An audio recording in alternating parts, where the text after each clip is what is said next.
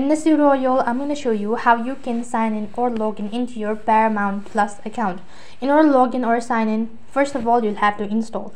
So for that, head over to your Play Store, and then on the search box, you'll need to go ahead and type in Paramount. And you'll be able to locate the following application. Click the install button. Unfortunately, the following application is not available in my regions, so I'm unable to install it. Anyway, I'm going to use a web browser. So exit out of your Play Store. Then you need to open up a browser. On the web address bar, type in www.paramountplus.com. That's going to direct you to their official web page, which is going to look something like this.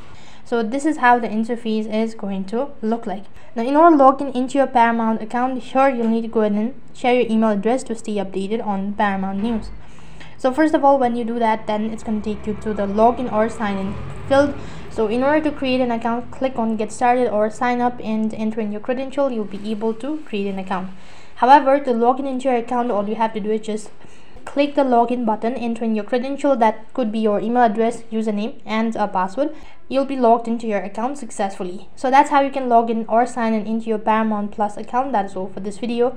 I hope the video was helpful. Make sure to like, share, and subscribe to our channel. Thank you for watching. See you in the next video.